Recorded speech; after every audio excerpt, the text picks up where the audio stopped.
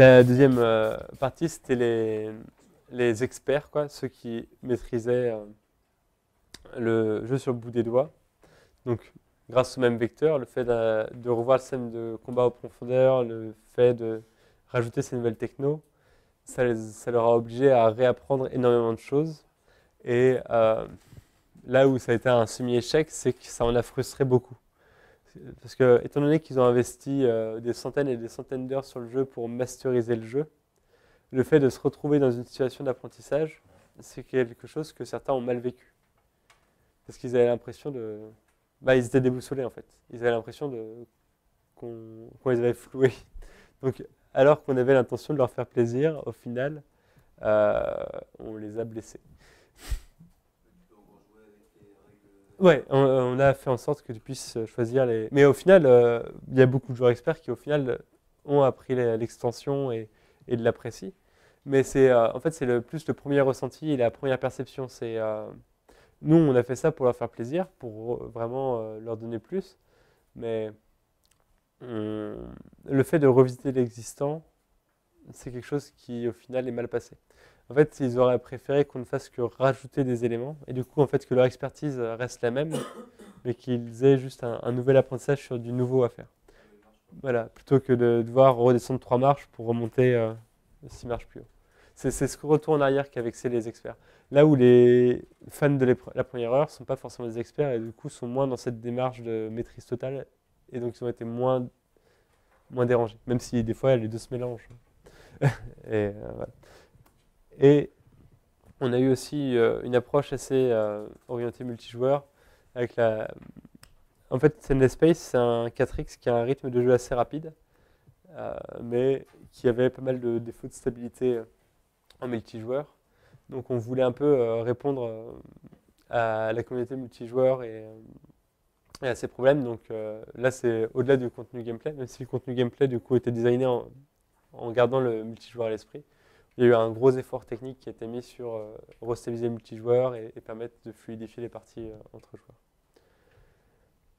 Donc voilà, en gros, notre axe de réflexion. Pour conclure la presse, je vais vous parler des 3 gros problèmes qu'on a eus. Donc, la première, c'est justement par rapport à cette perte de repères. Vu qu'on a retouché tout le système de combat et d'armement des vaisseaux, on a dû refaire toute l'interface qui allait avec. Et objectivement, cette nouvelle interface, elle est plus fluide en termes d'ergonomie, d'une certaine manière. Mais étant donné que les joueurs avaient leurs habitudes et leurs réflexes, quand ils sont arrivés là-dessus, ils n'ont pas compris. Ils se sont dit, mais qu'est-ce qu'ils nous ont fait? Pourquoi ça? Et donc, c'est quelque chose qu'on n'avait pas du tout anticipé et dans lequel on a mis beaucoup d'énergie et beaucoup de cœur, mais qui au final se retrouve être une épine dans le pied qui au final est passée et s'est enlevée. Mais la leçon qu'il y a à retenir de cette problématique d'interface, c'est que, ouais, c'est comme je vous disais il y a 2 minutes, c'est tout changement qui est fait sur le jeu lors du développement d'une extension ne doit pas altérer ce qui existait au préalable, mais doit venir l'enrichir. C'est-à-dire que plus vous toucherez à l'existant, plus vous risquez de vexer vos joueurs et de créer du mécontentement. Donc là, ce qu'il aurait fallu faire potentiellement, c'était de rajouter un bouton dans l'interface existante pour offrir de nouvelles options. Et ça peut être une manière de présenter les choses. Ou de garder l'interface qu'avant, sauf que d'ajouter un module, ça aurait ouvert un panel de choix de 3. Enfin, c'est vraiment dans la manière de présenter. Il faut garder l'ossature la plus, pardon, la plus similaire au jeu de base quand on modifie un jeu. Ça, c'est quelque chose qu'on a appris et je pense qu'on ne fera plus jamais cette erreur de modifier en profondeur. Là-dessus, il n'y avait pas une option qui aurait été de faire un nouveau mode de design optionnel, c'est-à-dire laisser garder l'ancien mode de design. En fait, l'ancien mode de design ne permettait pas de faire tenir toutes les datas dont on avait besoin ici. C'est pour ça aussi qu'on a fait ce changement de GUI. C'était pas juste pour le plaisir de refaire l'interface, mais c'était, vu qu'on avait rajouté pas mal de choses et de contenu, de nouvelles règles, on devait revisiter après, on aurait pu la revisiter différemment, en gardant l'ossature du précédent comme base immuable, et voir comment on modifiait l'interaction sur les éléments existants pour apporter de nouvelles règles. C'est un peu obscur, il faudrait faire un dessin et tout. Si vous voulez en parler plus en profondeur, on peut en parler après, plus en détail. C'était quelque chose que vous n'avez pas détecté Bah, on a testé avec les VIP, mais les VIP pour le coup sont des joueurs un peu hardcore, donc ils ont fait des remarques pour nous aider à améliorer l'interface globalement, mais pas sur le changement de fond. Enfin, il me semble. Après, peut-être que j'ai occulté parce que ça me vexait qu'ils le disent. Mais enfin, il y a eu beaucoup de remarques de leur part au moment où on a livré les premières versions, mais plus sur des défauts de navigation et des manques que sur le fait de changer l'interface. Alors, on aurait potentiellement dû repérer à ce moment-là qu'il y avait un problème, mais on ne l'a pas fait. Peut-être qu'on avait confiance aussi en ce qu'on faisait, et trop confiance, et du coup, on n'a pas su voir le problème avant d'y être confronté de manière beaucoup plus large. C'est clairement une erreur de notre part à ce niveau-là. Le deuxième problème, donc, c'est cet amas diplomatique. Il apportait beaucoup en termes de gameplay et d'expérience, mais il y a eu plusieurs problèmes. D'une part, on a dû le greffer sur un système existant qui n'était pas conçu pour accueillir un amas. L'amas, pour vraiment bien fonctionner, il a besoin que le jeu lui envoie des infos pour pouvoir se nourrir en fait. Et là, on a dû le mettre par-dessus un système rigide qui existait et faire coexister l'ancien système qui nous permettait de feedbacker aux joueurs sa relation avec l'IA et mettre la masse par-dessus en surcouche. Et du coup, cette masse, il ne pouvait pas aller chercher des informations dans beaucoup d'éléments de jeu.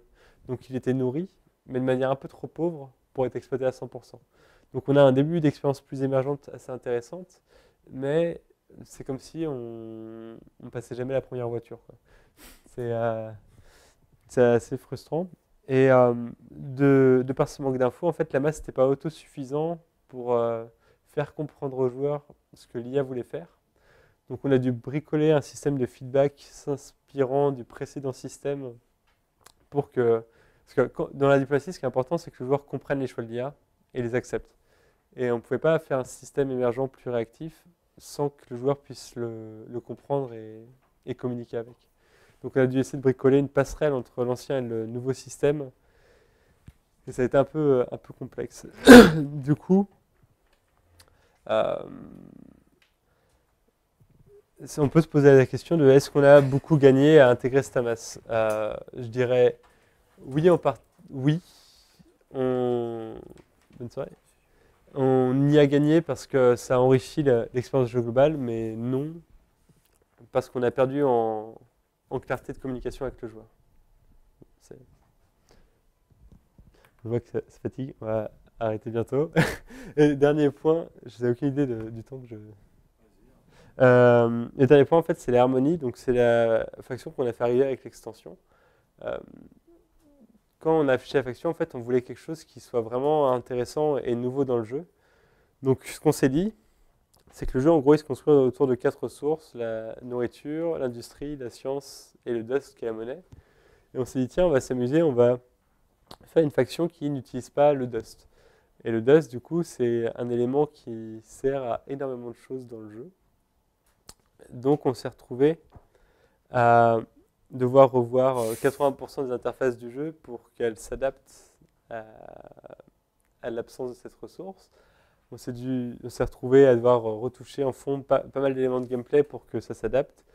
Et d'une idée marrante, c'est devenu un petit calvaire d'implémentation et de transmission d'infos aux joueurs. Parce que toujours, quand on intègre quelque chose, il faut que ce soit transparent pour le joueur et qu'il puisse le prendre immédiatement en compte.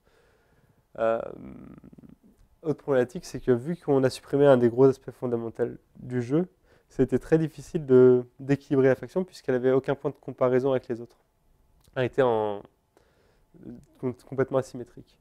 Donc le processus d'équilibrage a été très long et très laborieux, et on a dû itérer pendant, je sais pas, 2-3 mois pour réussir à arriver à quelque chose de satisfaisant et de cohérent. Sachant que le développement de l'expansion a duré 6 mois, c'est assez conséquent. Et le dernier point, c'est l'IA, puisque l'IA ne pouvait pas utiliser les mêmes méthodes que pour les autres IA, vu qu'il y a une ressource fondamentale qui disparaît. On a dû plugger tout un système de comportements nouveaux. Enfin, voilà. En fait, en voulant faire plaisir aux joueurs, en proposant une manière nouvelle de jouer, on a voulu faire quelque chose d'un peu risqué et on s'est retrouvé un peu piégé. Et ça a pris pas mal d'efforts de développement qu'on a sous-estimé. Donc, la leçon à retenir de ça, c'est qu'il faut réussir à trouver l'équilibre entre intérêt et nouveauté et prise de risque en termes de développement. Voilà. Bon. Est-ce qu'elle a quand même été bien reçue? Ouais, franchement, au début, en fait, il y a les deux échos, mais je comprends pas à quoi sert l'action et ouais, c'est trop cool, c'est trop bien. Donc il y a eu les deux échos et petit à petit, elle s'est fait une place et a fait partie des factions assez joueurs multijoueurs dans le méta actuel. Voilà. Je vais m'arrêter ici parce que je vois qu'on est tous fatigués. Et voilà. Merci.